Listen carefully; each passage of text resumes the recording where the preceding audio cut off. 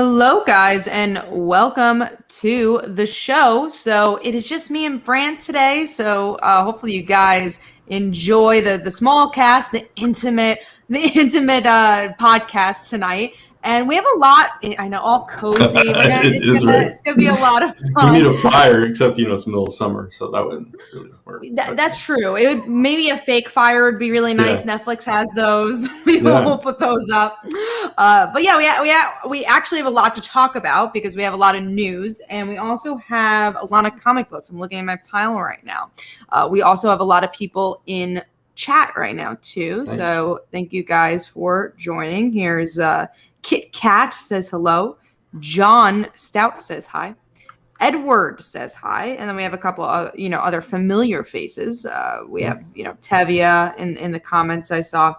So yeah, we're gonna jump into this news, guys. I have a feeling we might have a Q&A at some point, if depending on how quickly we go through this.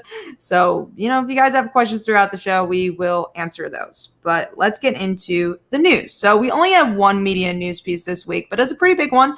WandaVision and Falcon and Winter Soldier were nominated for a lot of Emmys, especially especially WandaVision. And Winter Soldier had a weird nomination where the guy plays War Machine got nominated, and supposedly he was hardly in the show, but he got nominated. I haven't seen Winter Soldier yet, but WandaVision got nominated in almost every category they could have, and this is the first Marvel TV show, from my knowledge, has ever been nominated for an Emmy. So crazy, or at least an Emmy that's actress and best TV show type stuff. I thought that was great.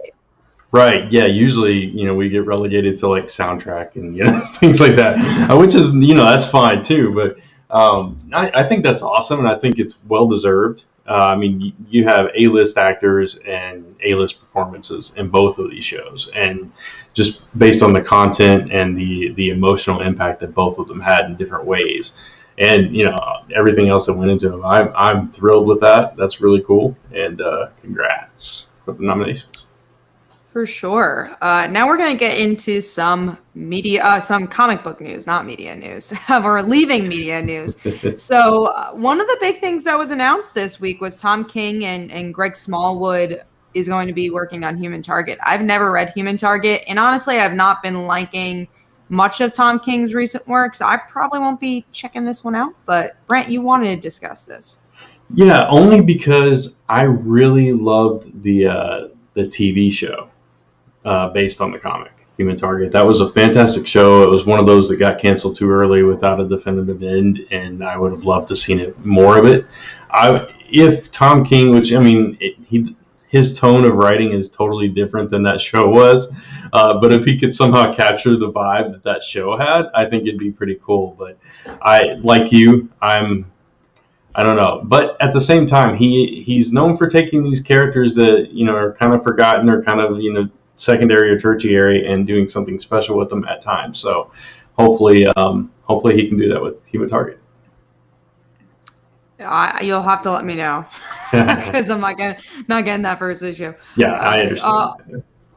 Also, Tevye asks where Mike and Chris is. Well, Mike is, as we all know, is on a hiatus for the summer because of summer camp. So he won't be back by end of August, I believe. And then Chris could not make the show this week. So you have us, and again, the intimate, cozy show. So enjoy. But let's get into the next topic, which is Cliff Chiang returns to DC Comics with a Catwoman miniseries called Lonely City. And this is finding her in Gotham after Batman's death. So it seems like it's an Elseworld story, I believe. And I love Cliff Chiang. As you guys probably know, if you've been watching the show for a very long time, I'm a very big Paper Girls fan. And I always want to read Catwoman, but I haven't really liked any of her recent stories. So I'm definitely picking this up. I'm actually kind of excited for this. No, that's cool. I'm trying to remember, is Cliff Chiang the one that drew that long Wonder Woman arc? He did. He also did draw that. Okay, that's my only dark spot in Cliff Chiang. Otherwise, Paper Girls is phenomenal. So we'll hopefully, and I guess he's writing it too, which is kind of That's cool. Yeah. as well. So that should be interesting. So moving on to the next thing, which is Skybound X issue 5. So we're going to talk about issue 1 later on. Is going to be introducing a new character from Robert Kirkman. So, what's so interesting, we'll talk more about Skybound X issue 1, but it just seems like all this is just spec issues. Like the first issue was like, okay, Clementine's in comics, first appearance. And now you have this issue 5 where it's just like first appearance, but it's just an anthology book. That's really all it is. Yeah. It's brilliant though. I mean, because they're like, it's not going to be collected. We're having all these first appearances. I mean, from a monetary standpoint, it's kind of genius. So, hats off. So. Yeah, for sure. I do agree on that one.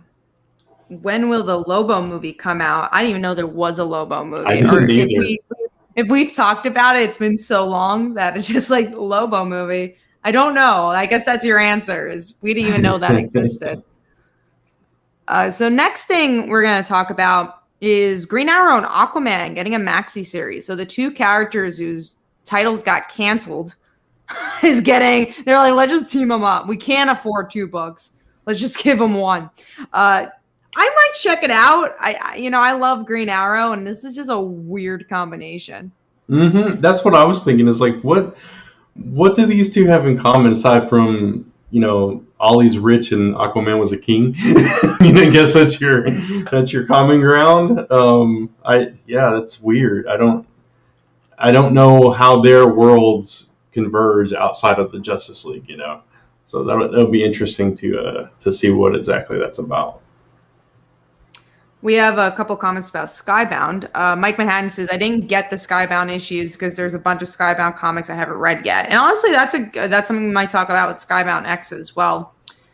Scott says, Spec has ruined comics to an extent. My shop has to start limiting issues because people were buying them all up. Yeah, that's definitely the sad part of stuff. I think it depends on how the comic book store handles it, but it's nice that your comic book store seems to be doing a good job with that.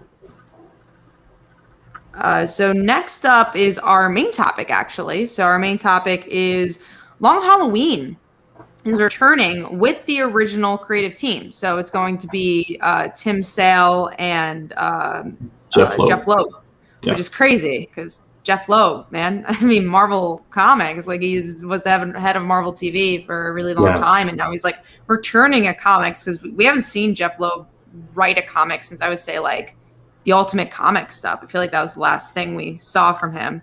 I don't remember, maybe a Hulk series here and there. I don't remember him writing something recently. Yeah, not recently. It's been a while, at least from what I remember too. So it's at DC. It's a Long Halloween, which I'm not a huge fan of. So I'm like, I don't think I'm getting the sequel. I don't really care too much about the original. But it's kind of interesting that they're playing this like nostalgic thing. They're like, oh, they did that with Dark Knight Returns a couple of years back, where they made it return. And that first issue, everyone was excited about it, and then it got delayed a lot. Mm-hmm. Yeah, I don't know that I actually ever read Long Halloween. It's one of those, all those like epic stories. I had to go back and read and stuff. So like I read Watchmen much later than when it came out in Infinity Gauntlet and all that stuff. But I think this is one that maybe I missed. And but at the same time, it's like Loeb and Sale, they're known for those like the black and the blue, those kind of books, right? Like Daredevil Yellow and stuff like that. And I've never been a huge fan of those books. So if it's kind of got that vibe a little bit, I'd be hesitant about it. But obviously this is one of the seminal Batman stories, so it's still cool no matter whether you like it or not. So exactly, and we'll see if they end up doing more of these more nostalgic routes, I guess, and making franchises return. Mike Manhattan says Long Halloween is one of my top 5 best Batman stories. I feel like it's in a lot of people's top 5s. Yeah, so I mean, if you guys recommend it, I'll go check it out sometime. You got the movie out? Yeah, that's true. Movie. Yeah. I may have seen, maybe I saw the movie. Maybe I saw the movie and never read it. I really don't remember. But maybe I'll read it over Halloween. Gotta make a thing about it, you know. Scott says Long Halloween made me a Batman fan. Again, I feel like that's what a lot of people say. I read it years ago, years and years and years and years ago. So I really don't remember much about it. I remember liking it, but I don't remember changing my life by any means. I've liked other Batman stories more, and I've always been more of a Bat Family fan. So it's no, go ahead. Oh, I was going to read a comment, so you say what you want to say. Yeah, I was just going to say, it's like I think what really got me into Batman were the Tim Drake years. So it's like when Tim Drake came on the scene, that's like kind of what pulled me into Batman. So anything with him beyond that, so it was anything prior to that, it wasn't really on my radar as much. So we have Lee Smith who says, I want to see DC versus Marvel in comics. We're definitely not there. We're not close to that anytime soon. But we've had it in the past. There's definitely been other crossover books. You could look in the 5-cent bins and probably find them. There's a reason why they haven't done it again. Mm-hmm. Yeah, the last one they did, I believe, was Kurt Busiek and who's the artist? I don't even know if I read it. George Perez. Kurt Busiek and George Perez was a 4-issue JLA Avengers. I think that was the last one.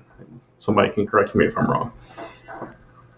So that is all the news for this week. So we are gonna jump into our shout outs from the Kickstarter that we've done. So what shout outs we got this week? Yeah, so we actually have a shout out and a sponsor, which we'll mention the sponsor now and talk about it more later on, but this episode is brought to you by Tart, the time-traveling demon-hunting fantasy from Scout Comics. And we'll give you that full rundown about what Tart is later on in the show, but we also want to shout out Lone Wolf Comics. So that was another one of our backers on the Kickstarter, so thank you, Lone Wolf Comics. That's Rob Multari. We appreciate you, and so there's your shout-out. Yeah, and you also have some Kickstarter announcements to make. I do, and I'm going to grab that link right now and post it in the chat as I talk about it. Chris and I are actually launching the physical version of Celestia Falcon issue number 2 this coming Monday. We were approved for the launch today, so we are going to be pushing that out Monday, and the digital campaign funded. So now we're moving on to physical, so we can raise funds for printing and get that into all of your hands. So you're a fan of issue 1, or if you backed issue 2 and read that digitally and enjoyed that, now you can get it physically, and with a brand new cool cover by Alex Cormack, which I can probably screen share as soon as I dismiss these alerts on my page. Let's close that. And where's the screen share?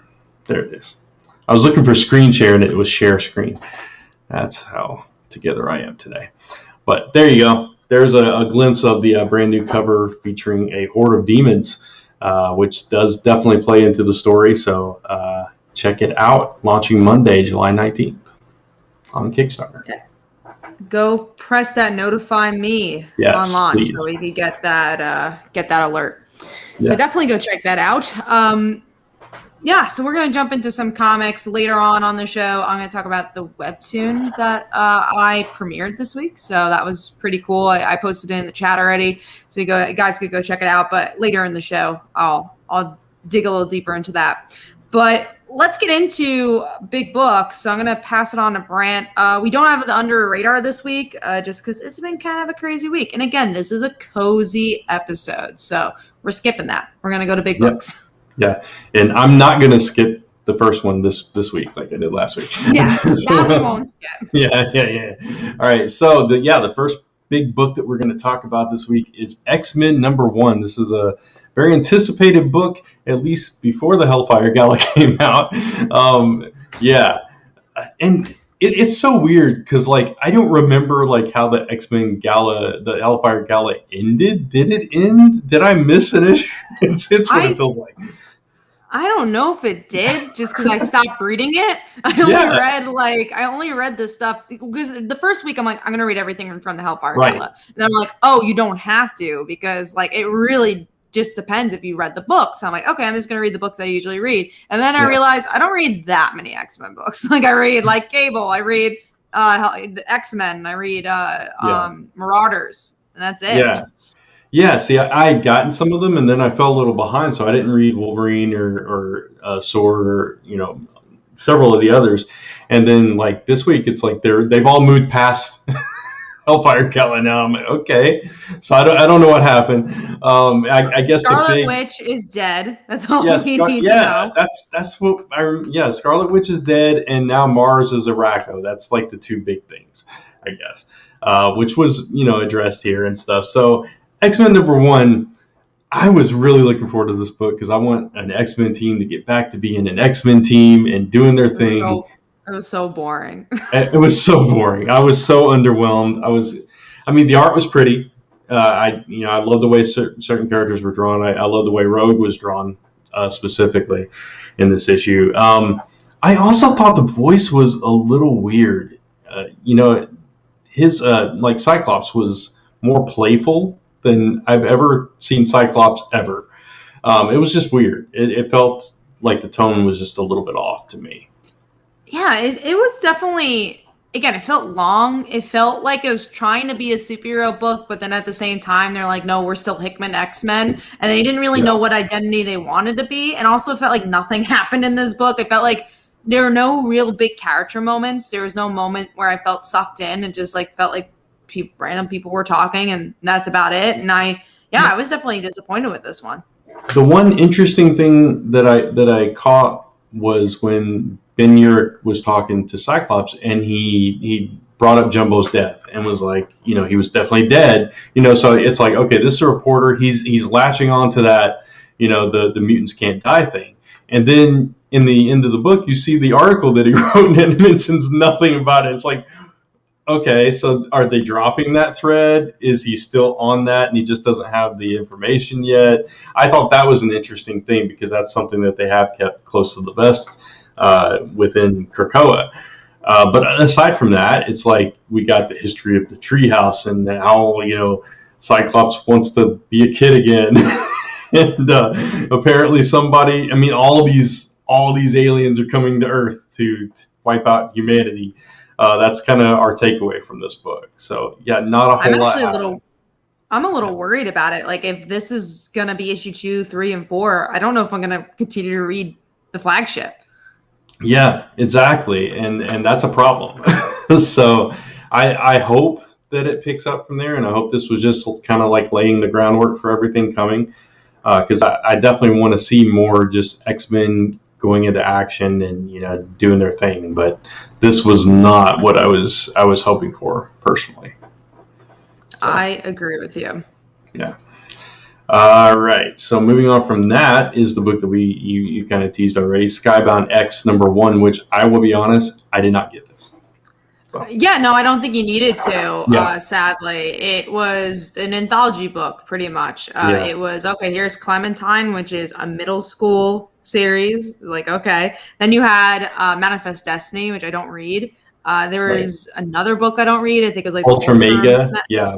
Ultra Mega. Yeah. I was like, all right, I don't read this. I was kind of lost on pretty much every story, and I didn't really get anything out of it. Now, I will get next issue because it's Birthright, so at least I know what's going on because I've read enough of it. And then Stillwater. So I'll get it for those two. But then after that, I don't know if I'm going to get more issues. But now I'm like, I should probably get issue 5 because at least that'll probably be a spec book. So I probably won't read it. Maybe I will read to see. But then Firepower, I guess, will have an issue as well. So it's hard. Like I'm at 1 out of the 4. Yeah, it's so weird because this issue, what I was interested in was the Rick Grimes story, and then I flipped through it, and it's like, this is weird. It was a reprint, supposedly. That book has already come out. Wow. See, I didn't know anything about this story, and it was so out there that I was just like, no, I'm good. Mm-hmm. So, Serenity says, I don't read any of the books in Skybound, so I didn't read it. I actually thought it was a sequel to Skyborn. In my mind, Skyborn's title was Skybound.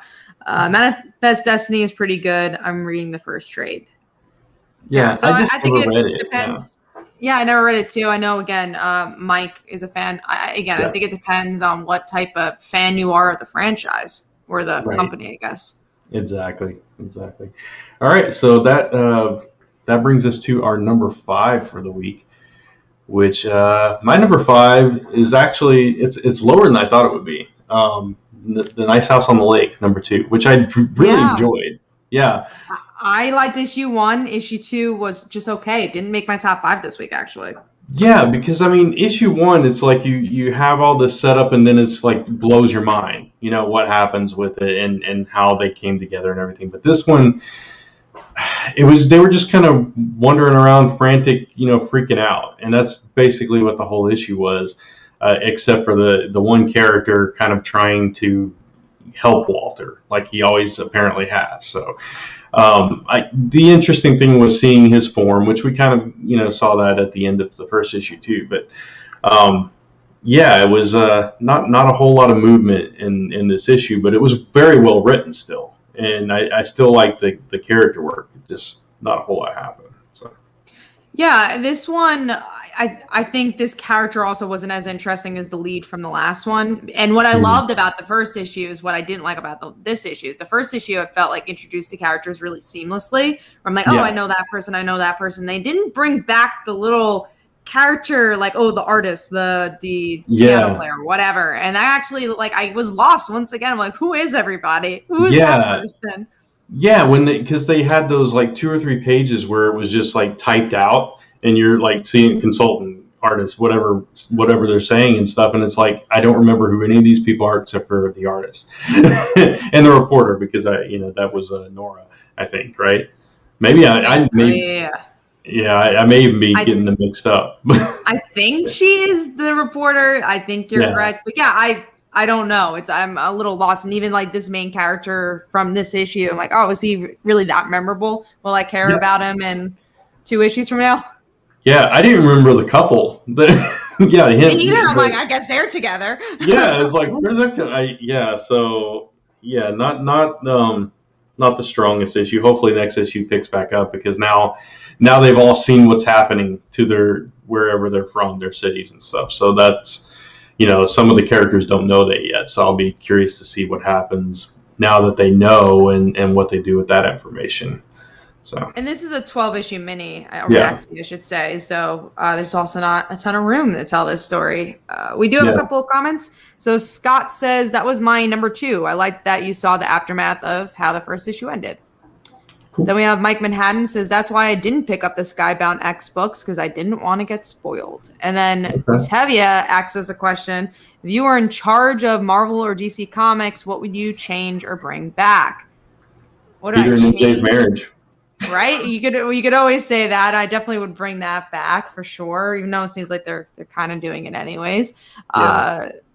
But I would say just doing more books that feel like indie books. I think for both of them. I think DC's kind of leaned into that more with these miniseries, and I think that's more successful. I feel like the revamping and the callbacks to things aren't as interesting as they used to be, I've seen Civil War already. I've seen, the Infinity Gauntlet 20,000 times. I just feel like stuff like the Immortal Hulk, or even, Matt Fraction's Hawkeye. I want to see more books like that, where everything feels like a tight run and a creator has a different point of view of the character. And these are the series that actually do well, that people care about. And we saw that with, Kate's and Ryan Stegman as well with Venom. I want more books like that, where things feel contained and it feels like, this creative team's going to be on it for a while, and it just has something new to say about the character, even if it is kind of balancing with something old and embracing that, but by still telling a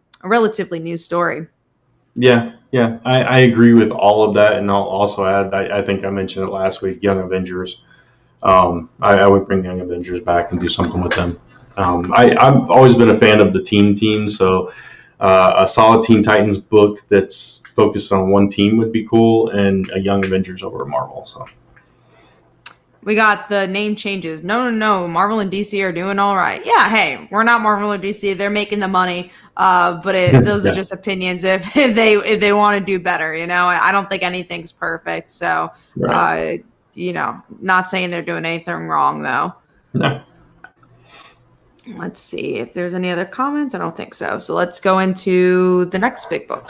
All right, yeah. So I avoided mentioning this when you were talking about your throwback stuff because it was the next book we were going to talk about, which is Extreme Carnage Alpha #1, which I'll be honest, I only got a chance to get through about a third of it or half of it.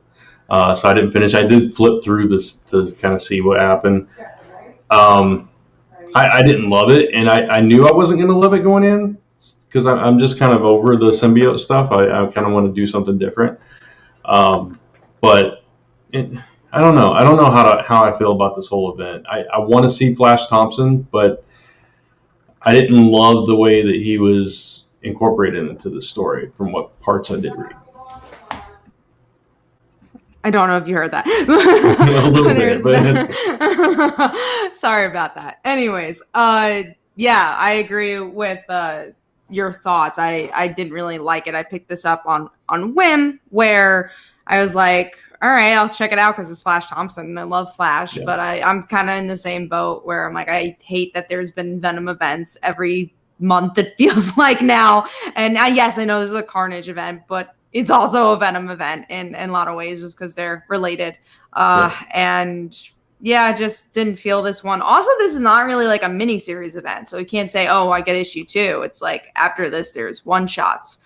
So you get the Scream one shot, like characters I really could care less about. So it's so easy for me not to pick this up. And I won't. I'm going to get the next Venom series and that's about it. Yeah, I already wasn't going to get the next one because it's Scream and I just don't love Scream. But yeah, I mean, this one starts off with like the Friends of Humanity, right? And was that this one? Or am I getting that mixed up with X-Men? No, that's this one, right? Alien Invasion. Yes, it's not. No. Yeah. Well, maybe both of them. I think the Friends of Humanity thing where the guy, the politician got up there. Oh, what yeah. Was that this book? I think that's this book. I'm also getting confused now, but I think that's yes, it was Extreme Carnage. Yes, because it began the issue with that. Yeah, because who is that guy? Right, because they were complaining about the Venom stuff, the symbiotes that came down. So they went on for pages. It went on for like almost a whole issue's worth, and I'm like, who cares? Yeah, and interspersed you get like all these a Carnage shark and a Carnage this and a Carnage that, and it's like okay, I get it, but I'm kind of over that. So, whatever. Not my thing. I'm sure Mike will be reading it, and if it gets fantastic, he'll tell us, and we'll see, where we're at with it then. But otherwise, I'm not going to read it. I 100% agree. Yeah. All right. So next big book is Batman issue 110. What did you think about this one? Oh man, this one was point A to point B. This was just set up, and I really do not care about Future State, or was that Future State? That's what it's called. I'm like, wait, Future State, and now it's going into Fear State. Yeah, Fear State. Fear State, I'm interested in because of Scarecrow. I'm like, that's kind of interesting, and I like the players who are on the board. I like the whole Miracle Molly thing. I like Harley obviously being involved, but I like that the Bat family's involved as well. So that's cool. We got to see a little from Oracle and Nightwing. But I don't care about the Peacekeepers, whatever they're called. I think they're Peacekeepers. I think they're called. Yeah. I do not care. And anytime they show up, I'm like, oh my God, I thought we left this behind. And this was more than half the issue. And it just feels like it was a filler issue. I have sort of a theory, which it has a bunch of holes because Future State stuff has been sprinkled through all the DC books. But first, I agree with you. This was the most disappointing issue of Batman I've read in a while, and especially since this art began. And I don't love the Peacekeepers either. I did love Barbara and Harley, just like you mentioned, and Miracle Molly, and that whole way it ended where they were surrendering and they're going to open fire on them anyway, which is cold. But my theory is because at the beginning we get back to what I thought we left behind, where he's still in this daze. He doesn't know what's real, what's not. He's still under the fear toxin. I wonder and this is like a huge leap, and it's probably not even close, but I wonder if Future State wasn't real. Like, that's I where love that. it's where Fear State comes from. Like, maybe that's what it's playing into, that everybody is just like delusional because of this new version of the fear toxin, and that created this Future State falsity that they're now living out in their nightmares, basically. I would love that, because then we can move past it afterwards. I would like it. I don't think it is just Right. how, like you said, it kind of went into all these other DC books, but Right. I think that'd be pretty cool if they went that route. I just hope they don't prolong it, and it seems like they're definitely going to prolong this one. Yeah, for sure. But we'll see. We'll see how it goes. All right. Yeah. I actually like Ghostmaker in this one. I didn't read the backup story, though. Yeah, I did not. I've given up on the backup stories. All right, so I'm going to skip this next one because I didn't get a chance to read it, and I am going to move on to our number 4s. So I'll let you go first this time. Mine was... did we do our number 5s? Yeah, we did. I did. Did you do? You didn't do your number 5. Yeah. Mine was Nice House on the Lake. I'm sorry. I was like, wait, did I do mine? I'll do my number 5 and my number 4. Okay. And I didn't notice either. So yeah. I was just like, wait, did I even do my number 5? My number 5 is Crush and Lobo issue 2. I like this issue. I do think it also is kind of a point A to point B, but it's the way to do a point A to point B, because it's just all character work. It's all about, her breakup, and there's some fun things sprinkled in, and then her going to see her dad. So, I liked it. I thought it was a pretty solid issue. I loved it. I love this series so far, so more than I thought I would, but I thought this issue was just a lot of fun. You got more glimpses into her personality, and the way she narrates it is just, I don't know, it's just different. It's kind of tongue in cheek a little bit. It's like, I guess we're doing the mandatory flashback scene now, and just stuff like that. I love that. I love those little touchstones, and I love the way they met. Her and is it Katie? I think so. Katie. I love the way they met, and the way she's like the mayor of Larry's Bird Town, whatever it was. I had a lot of fun with this issue, and I can't wait to see what comes of this Lobo meetup, because he's got some kind of ulterior motive. Oh yeah, for sure. And I like it's very YA, and I think that's where Mariko shines. I mean, that's why Supergirl being Super was so good. You know, it was just a story about a person, and I feel like that's the same thing for Crush and Lobo. It's not really this big epic plot. It's just her going through this breakup and having to reconnect her with her dad. And I think that's what makes it succeed for sure. So that was my number 5. So we'll move on to my number 4. You're gonna be shocked. We made number 4, and that was Runaways, issue 37. Wow, I am shocked, but that is also my number 4. Really? Yeah, it is. Yeah, I mean, I had to put on my top 5, but it is a silent issue for the most part. So, right? Yeah. There's not like a ton.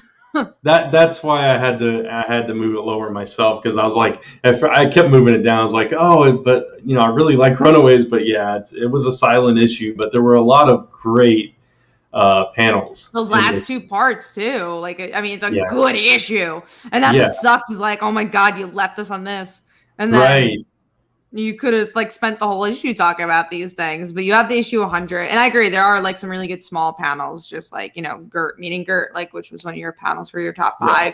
Carolina and Nico by the campfire, stuff like that. And even knowing that Victor is definitely going to die because of that whole situation with the future Gert. Yeah, the way that she ran into him and hugged him so tight, and he pushed her in. It's like, there was so much said without saying anything at all, and I love that.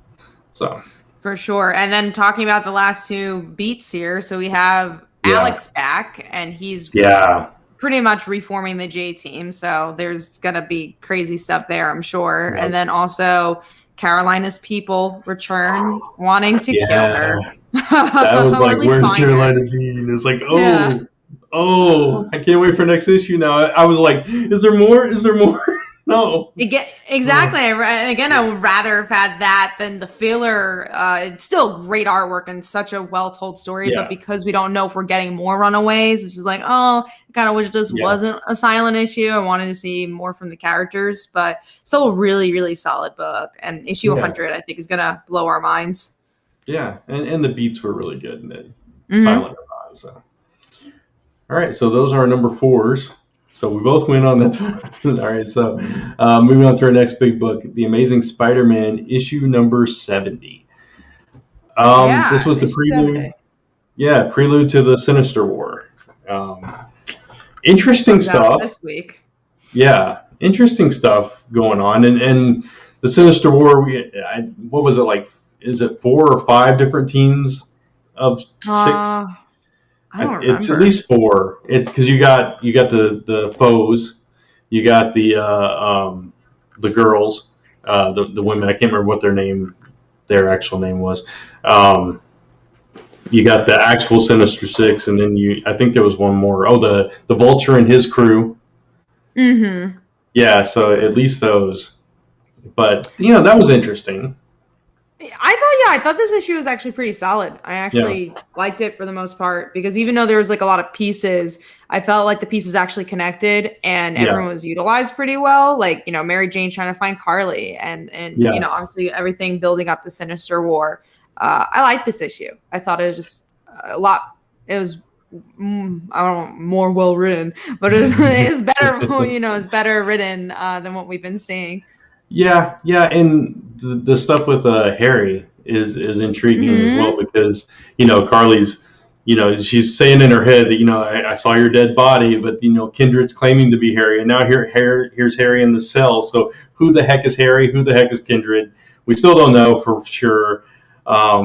So at least that's still it's still going on and on and on. Obviously, he's got to wrap that up soon, hopefully. But it was. Yeah, it's still interesting though. A lot of interesting parts, like you said, in this issue. So, all right, next is Wonder Girl issue number 2, which was good, not as good as the first issue for me. On board with that, yeah. I felt like she wasn't in her own issue enough. I felt like we didn't get to see enough of Yara. That's also kind of what I liked about the issues. Like it feels like a Wonder Woman family book because you have Artemis, you have Cassie in this as well. I just thought it was a little spread thin. I still like the book. I just thought issue 1 kind of blew my mind, and issue 2 kind of had that issue 2 slug issue. Yeah, exactly. The saving grace is the gorgeous, gorgeous art that I just can't get enough of. I'm like looking at panels over and over again because they're so beautiful, especially the close-ups. Just stunning artwork. But I love the connection with her and this sea creature. And, she's basically descending from her, which I thought was really cool. Her namesake, or at least her namesake. And then the way she got the lasso. There were some cool moments in it. And then like you said, all the Wonder Woman family kind of converging, tracking her down. And, so it's going to be interesting to see how she's actually brought into the quote unquote family. So. But yeah, a little bit, as you put it, I think you said thinner issue than issue 1. So yeah, I agree with that. All right, moving on to Ordinary Gods, issue number 1, the first issue of the Snoop Kyle Higgins series, which, considering what I see below on this page, I'm guessing you didn't love.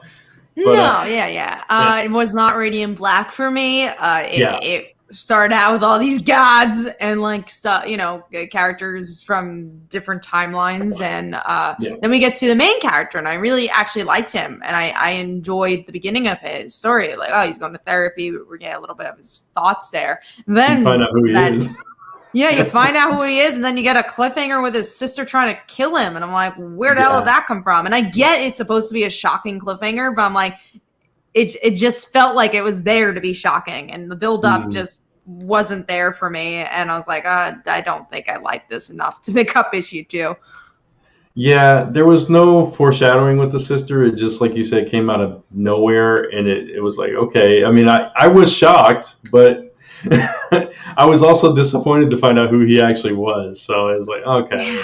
It just it didn't feel grounded. It just felt like, I don't know. Yeah, and I think with the ending, it was like, so what? Why should I care? Mm-hmm. Yeah, it's somewhere. It was lower for me too. I mean, it was actually the lowest of the ones that I did read, but I didn't hate it.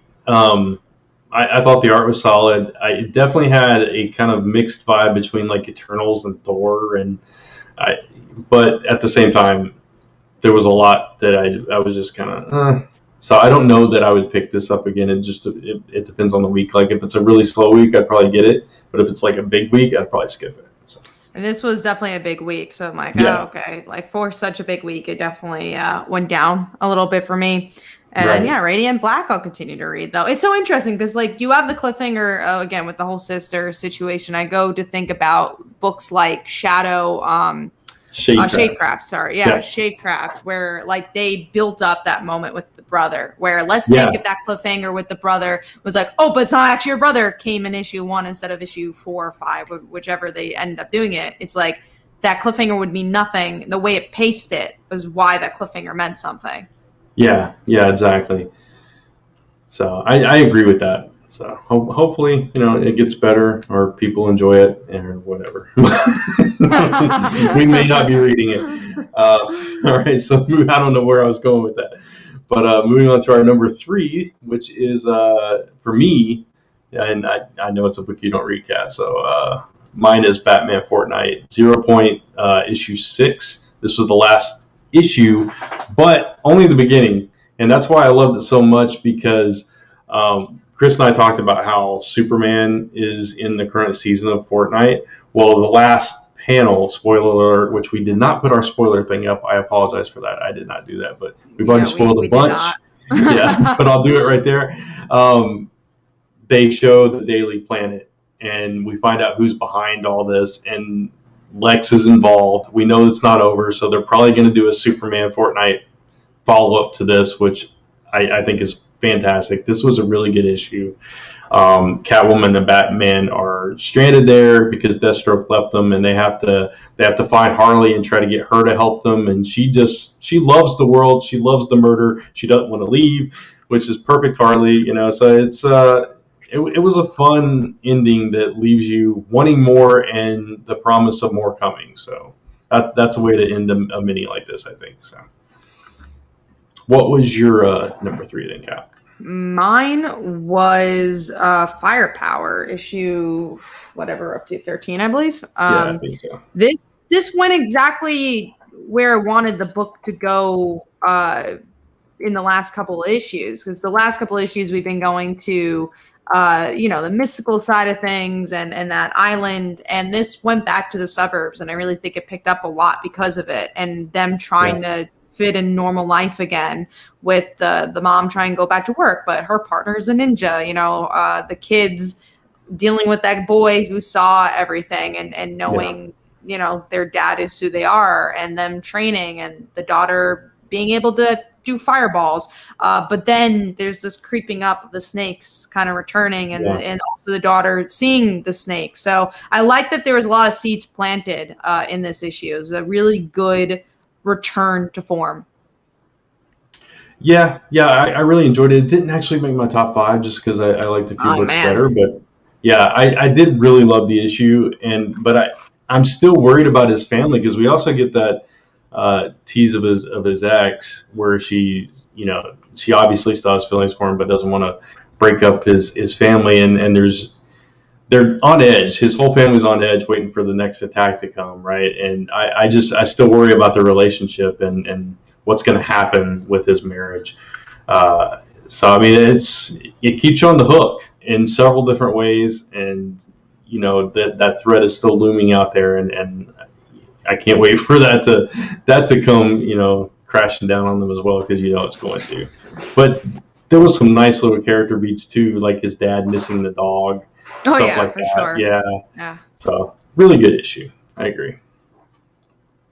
All right, let's see. What is our next big book? We're going to talk about. We're going to talk about this book that Kat and I have been waiting for a long time, and I'll get to hear your thoughts. Yeah. Fight Girls, issue 1. How about that the favorite, the blonde, getting taken out right away. I was so upset. I'm sure you love that. Yeah. I miss my blonde already. There's plenty of other blondes, but, but my favorite blonde was taken out right from the beginning. But yeah, you know, it's so interesting because I like this issue. Like, I liked it as like a kind of brainless popcorn flick because that's kind of what it was. Like, these women are being eaten. But then if you like look deeper, it's like not a good book. Like, the beginning is just like they're fighting because they want to become like the king's wife to have his children. Like, that sucks. That's not very nice. You know, that's not like a very feminist book. And then, you know, there's not really any story. Like, you don't know anything about the girls really besides that one person who portrays the, you know, the fan favorite. And that's about it. And there's some like good comedic moments in this issue.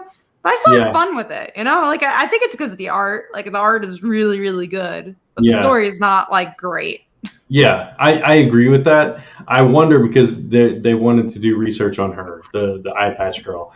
Like, maybe there's more to that story. Maybe she's not just there to become the king's wife. Maybe there's like some other plan. That's what I'm hoping, that there's some kind of deeper thing there. But yeah, it was.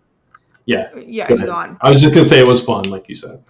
Yeah, no, it's interesting because both me and Brant have seen the show The Wilds. I've recommended it to Brant, and I was just thinking about like, okay, think about girls trapped on an island, and you think how deep and character-driven a show like that is. And you read this. Even Hunger Games, the movie, is a little bit deeper than this.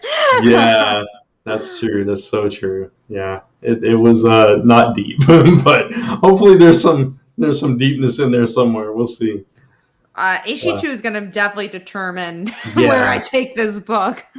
Yeah, that's true. I agree with that. And like, who's left after issue 2? Because we lost like 3 or 4 girls. We lost a lot. There was some like crocodile, I think. That was the funniest one. Where you're like, oh, you, and they both get eaten alive. Yeah. It's like, what is going on? And if they did that, like they did Jungle and, you know, Prehistoric in this issue, what's phase 2? Where are they going with that? So yeah, it'll be a fun ride, you know, at least hopefully. So we'll see. We do have some comments here. So Serenity says, thoughts on Ordinary Gods. I want to like it, but that book needs re-edit. Linear storytelling works. Hope the whole series isn't like this. I agree. I think the beginning really suffered with that book. Then we have Terry who asks, hey guys, did you guys all see Black Widow yet? I did not. Loki disappointing so far to me. I have seen Loki episode 1. I have not seen Black Widow yet. I know, crazy, but I haven't had a chance to. Yeah, I haven't seen Black Widow yet either. We're hoping to watch it sometime this week. With Loki, I absolutely love Loki. I think it's fantastic. So I watched it on vacation with my family, and my dad, like almost every day, says, hey, want to watch Loki? I want to watch Loki. You gotta find the time to watch it. And same thing for Black Widow. We were gonna watch it this weekend, and it just, you know, time flies, and no one has a chance to do anything. So I have not had a chance to watch it, but I've heard good stuff, and excited to watch it when I do. But I did see Fear Street. I think I told you guys that last week. I love that movie, so I still I want to see the sequels of that probably before Black Widow, honestly. Yeah, the last one comes out Friday, I think. So yes, it comes out Friday. I still haven't seen the second one, but I'm waiting. Now I have Comic-Cons this weekend, so I'm never seeing this second and third movie. Well, they'll be there, so you know, whenever you're ready, I'm sure. Exactly, I'll get to it at some point. And same thing for Black Widow. It doesn't seem like a movie that has too many spoilers from what it looks like, so I at least haven't been spoiled on anything. So I'm like, okay, I feel like I can take my time with Black Widow. I'll say, speaking of TV shows real quick, Leverage came back with Leverage Redemption on, it's IMDb, but you can watch it on, I think, Paramount, if you have Paramount Plus.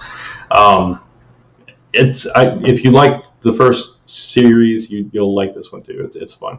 They added Noah Wyle instead of Timothy Hutton this time.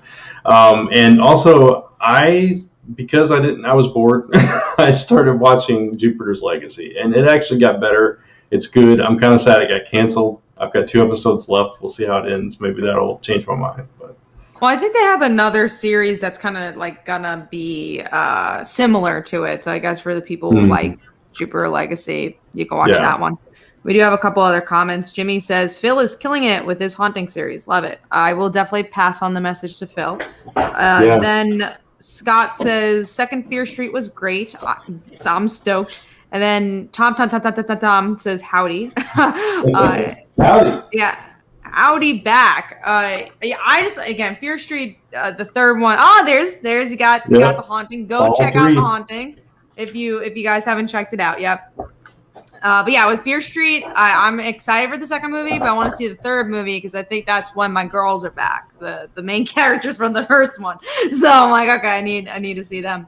All right, well, let's go into the next book. I don't know where we're at, but that was our intermission. Yeah, so we already talked about that one. All right, Immortal Hulk number 48, which I don't read, so I got to turn it over to you for this one. I love this book. I absolutely adore what they're doing with these last chapters. And this issue is Betty and Bruce stuck in a room together where they discuss their feelings and talk about why they love each other and why they hate each other. And that's what I think I've been loving about, I love about this book, but I really like about Betty and Bruce in general is that they're not Peter Parker or Mary Jane. They're not Barry and Iris. They probably shouldn't be together, but they just love each other so much, but they hate each other so much, and they're not great people. And it's just so interesting to read. And they the dialogue work is just so great here, especially with the idea of what a monster is, like how you wear a mask and things like that. Thematically, it was a really good issue. I really, really enjoyed it. And I think this is some of the best for Immortal Hulk. And I hope it stays that way as we get into issue 50. Nice. Very cool. All right. And that brings us to our number 2. Sorry, I got a message in the middle of that.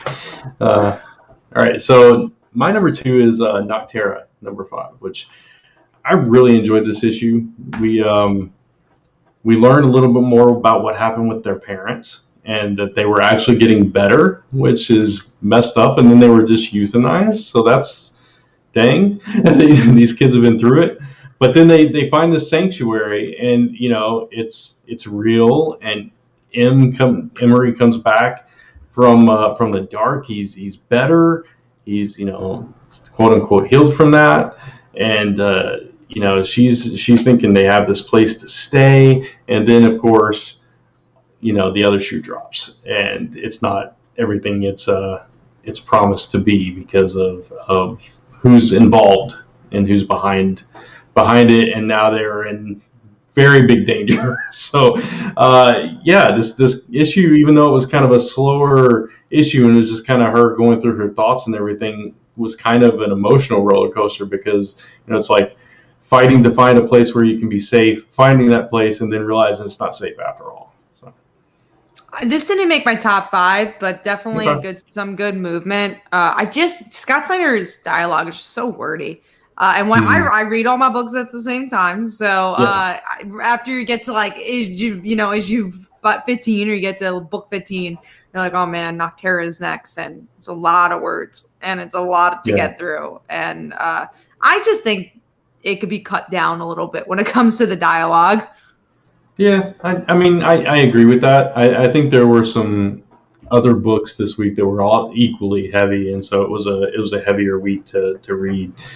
So I totally get that. Carnage book is a good example of it. That was also another really dialogue. I had to read that one first because I was flipping through it. I'm like, I need to get through this one, and I wish I didn't because I didn't like the issue. But even Nice House on the Lake was very, very wordy as well. They literally have like 3 pages just that's like a just script. Text, so right, it's crazy. All right, so what was your number 2 then? Mine was Baby Teeth, and this is the penultimate issue of the book. Is the sister encountering the mother, who the mother's like, I'm good now, don't worry, I'm on your team. And she, of course, betrays the children, and the sister sacrifices her life pretty much for our main character. And it's really just from her point of view as she dies pretty much. So it's a very emotional issue and a really good penultimate for the last one. Nice. Very cool. And it looks like we talked about all the rest of our big books. one that I actually forgot to put in my rankings altogether. I don't know if you read it, Serial #5. Yeah, I read it. Yeah. So Serial, the one thing about Serial, you never know when this book actually comes out. There's some website says, "Oh, it came out 2 weeks ago." Comicsology came out 5 months ago, and it's like, when does this book come out? Yeah, I have no idea. I knew it was there and I got it, but it's so weird. Yeah, I don't get it either. Sometimes I know, like you and I, for the last couple of issues, we'd read it a week apart, and I would just like not talk about it until you read it. I never told you that, but it's like, oh, well, because I sometimes get it on Comixology. And so it comes out. I think occasionally it like came out a week early. Exactly, it comes like a week beforehand. I don't get it, and I don't even think I read the last issue. I think it's somehow just totally skipped. Yeah, I'm like, did I read issue 4? Anyways, going into this issue, not a lot happens in it. There's the serial killer I really like. I like her. I'm like, man, she's doing some fucked up stuff. And then you get the Zoe. I'm like, I don't care about her. And she's the main character. And the plot, man, does not move. This book does not move at all. Yeah, I would have liked more from Zoe's side of it, just because we'd already seen her string this guy up. It was all about her leaving him for dead and not being able to do that. So I was like, okay, fine, that's fine, I guess, whatever. But yeah, the serial killer, man, that whole interaction was just, that dude. Oh man, talk about some payback. Yeah, that was definitely very harsh, but that's kind of what's cool about this book, is just to see what that serial killer is going to do next. But I want to know more about her. I just feel like she's an enigma as well. Yeah, exactly. All right, so that brings us to our number ones then, and mine is a book we already talked about, which is Crush and Lobo. I actually really enjoyed that issue. Nice, and mine is Immortal Hulk. We already talked about it. There you go. All right, so before we get into our chopping block and everything, we'll do our sponsor real quick. And I've got some images to actually share this time as soon as I can pull them up and open them. So where's the open them with? Talk through that. Let me see if I can full screen that.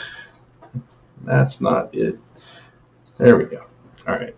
Share screen. All right, so we got some images here as I read this.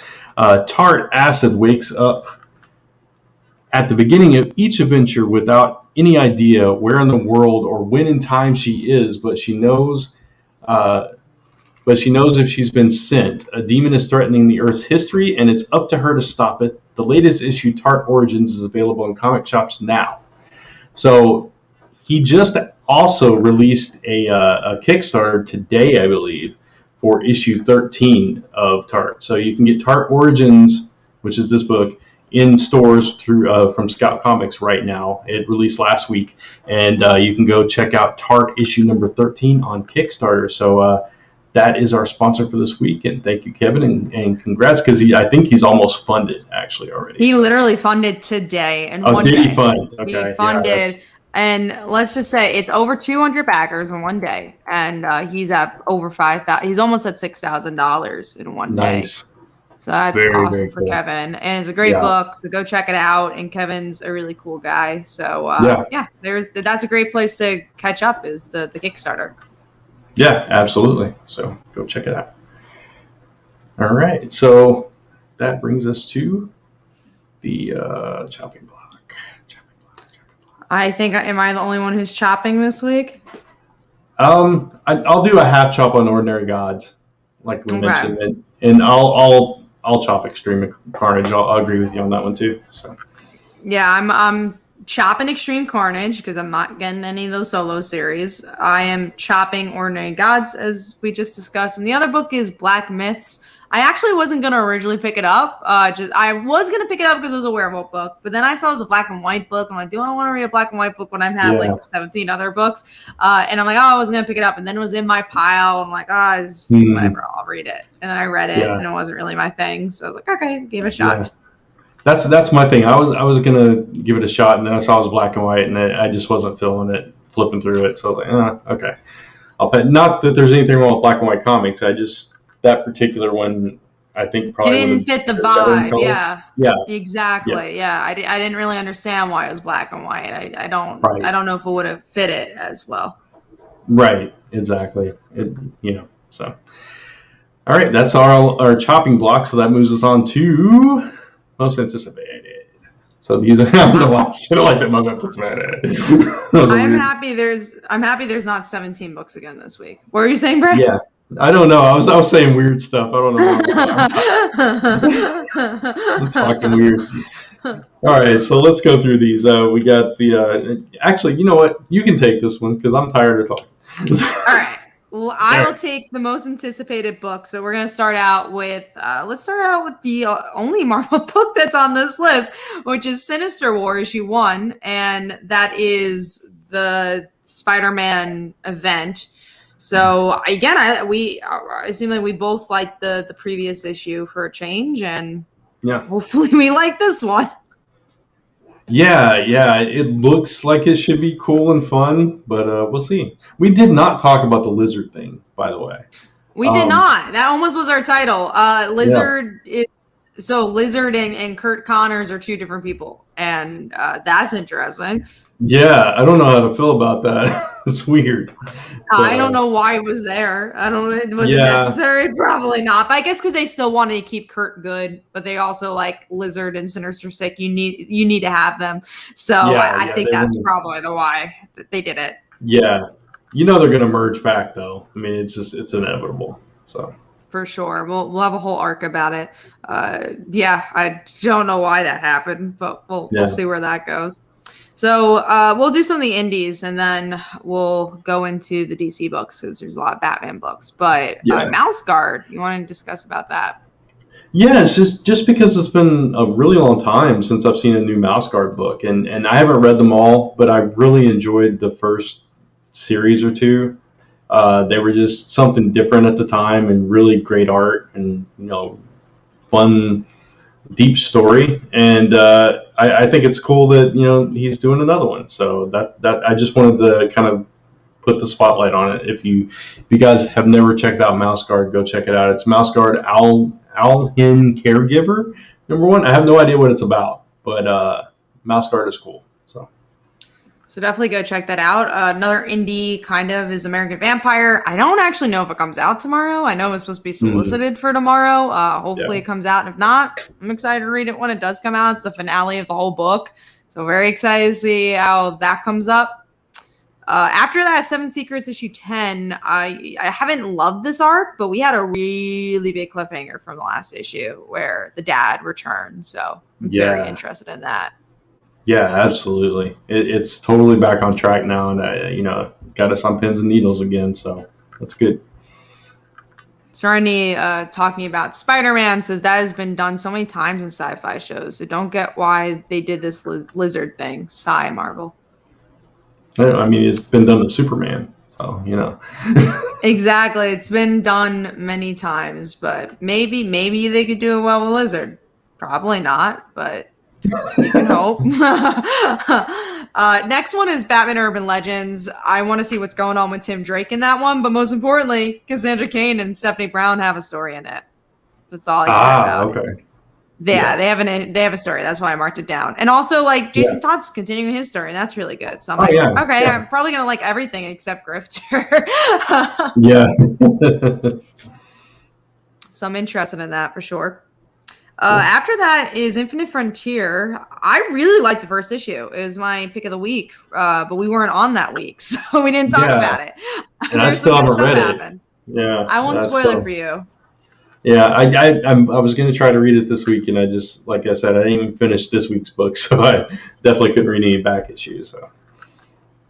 So after that, we got the Joker issue 5. I don't exactly remember how the last issue ended, but I like this book a lot, so I'm sure I will pick up the next issue and be like, oh yeah, that's what happened. Yeah, same. I'm trying to rack my brain. I don't remember exactly how it ended either.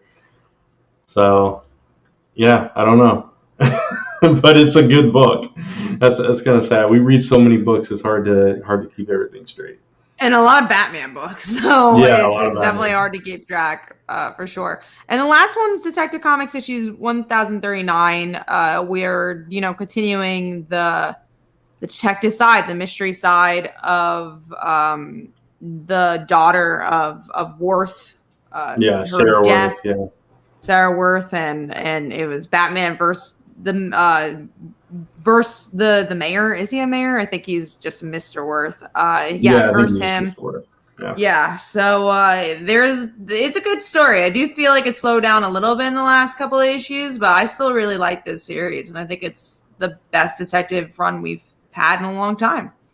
Yeah, I mean, it's a murder mystery at its core, and then you introduce this Mr. Worth, who's this larger-than-life businessman that is giving Batman a run for his money, and then Lady Clayface comes into it somehow, some way. Yeah, it's been really interesting, and we still don't really know like who's behind this all. So that's the best kind of mysteries. Exactly. And I am very excited for that. So those are all the most anticipated. We do have a couple of questions. If you guys want to add a couple as we end the show, we could do a little tiny Q&A and then we'll wrap up. But the first question is from Mike Manhattan. Thoughts on Kirkman's upcoming book Code? I don't know much about it. I just know that the character is going to appear in that Skybound X issue 5. I'll probably give it a shot. I liked Firepower, so why not try it out? Yeah, I don't know anything about it, so it's like you said, it's Kirkman. I'll probably try it. So then Tevye asks, "What about Flash Annual?" I dropped Flash, so I can't be anticipating the Flash Annual. Yeah, same. So sorry, we're not anticipating it. Mike Manhattan says, "Have you guys read Batman Dark Victory?" And that's the actual sequel to Long Halloween. I have not read that. I don't think so. One. No. Another question's from New Type JB Lee. Speaking of Steph, do you think her old pre-New 52 Batgirl costume should be used instead of the spoiler outfit? Yes. Yeah, I think it's a better costume. I don't hate this one by any means. So I just like that she's being involved. So I don't care what she's wearing if it doesn't look that bad. It's definitely upgraded with the bat symbol and everything, but I've never liked the spoiler costume in general, and I loved her as Batgirl. You could say it's unique for her, though. That's one thing I'll give it, right? Like no one else has a costume like that. Right, that's true. That is true. So we have Jimmy. This is for you, Brant. Any Ember updates? Ember update. Yeah, it is headed to the printer. I actually talked to Rich at Comic Impressions today about it. Surveys should be going out soon for that, so be on the lookout for that. And I'll keep you guys updated. Another question is from Tevye. What's your opinion on the 10th anniversary of the New 52? My opinion is that time's a construct.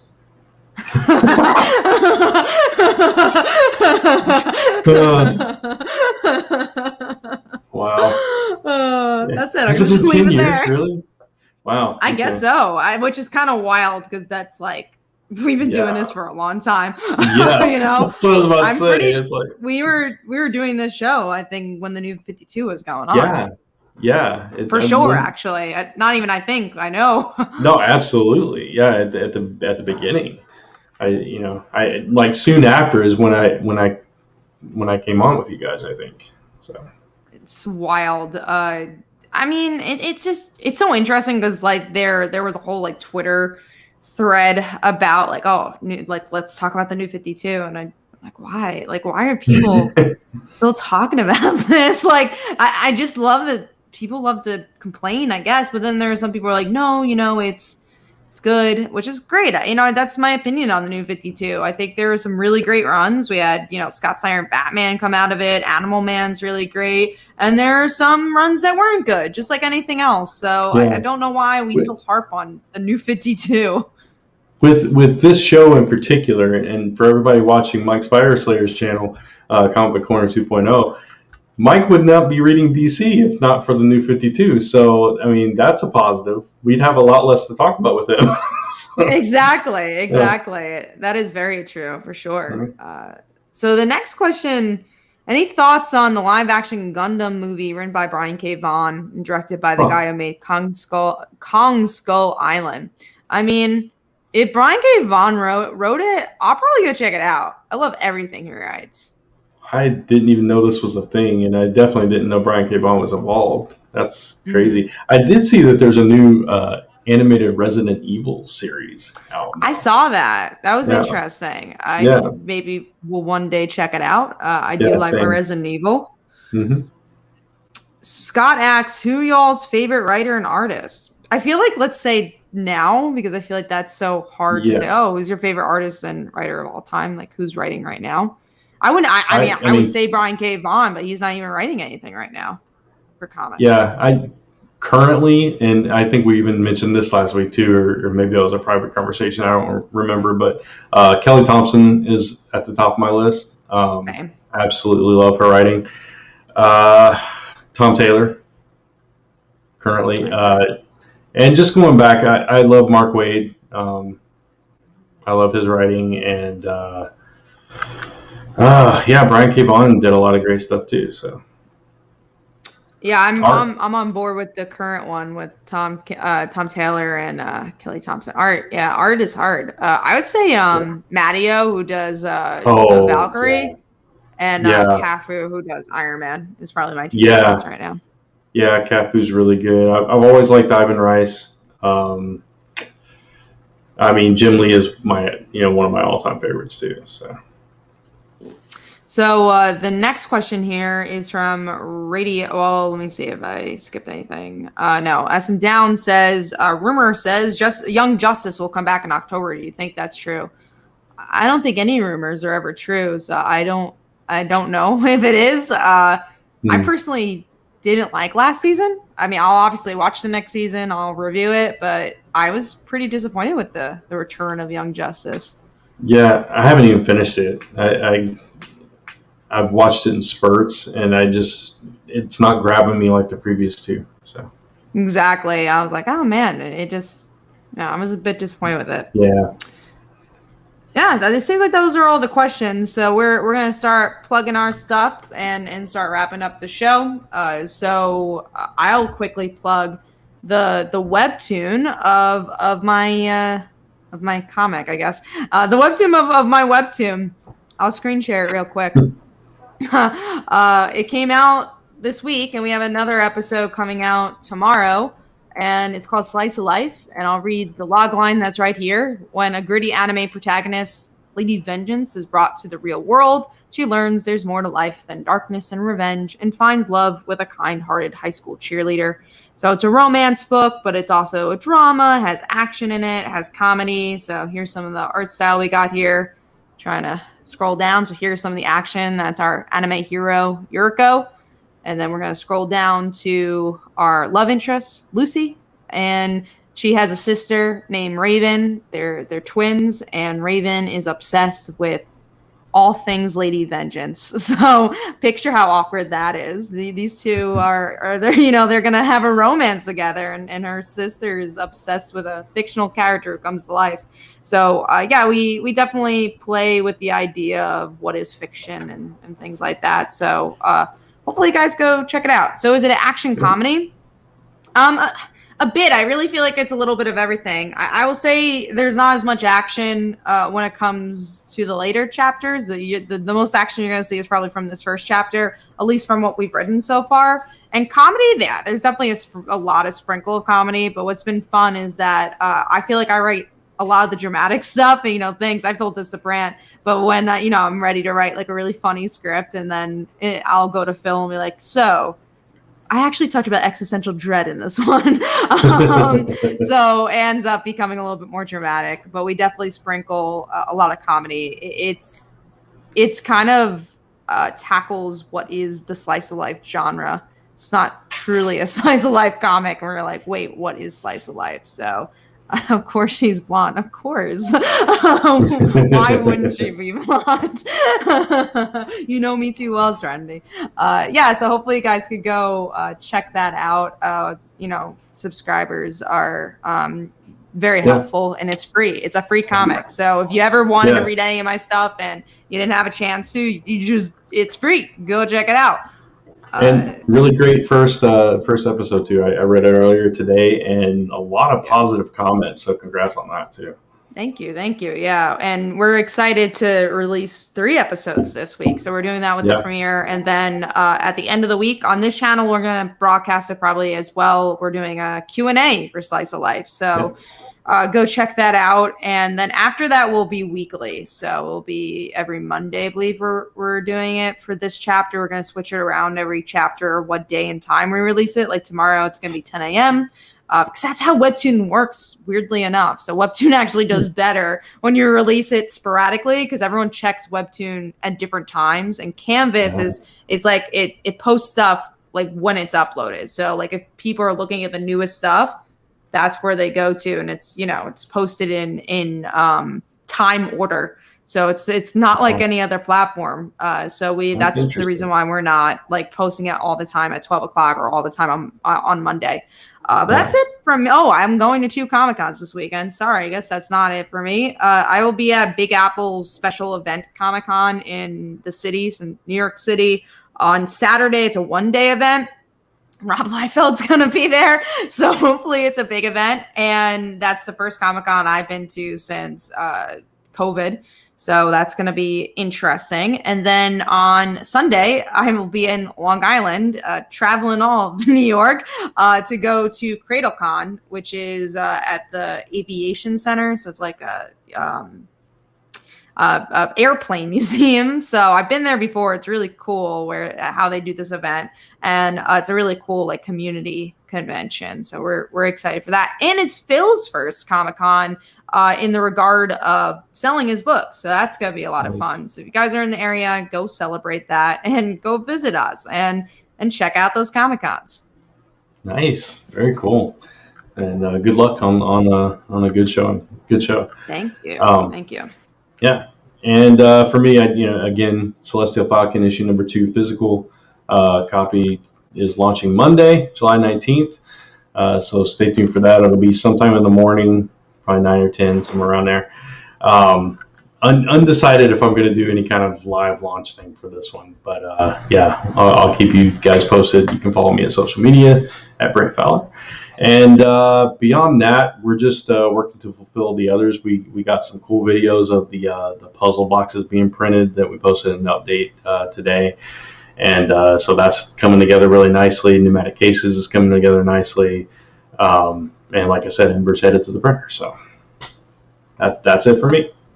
Definitely go check everything out. And we're going to put up all our brands here. Oh, we're going to go for it. Whatever you're going to say. I was also going to say and we can go ahead and put those up.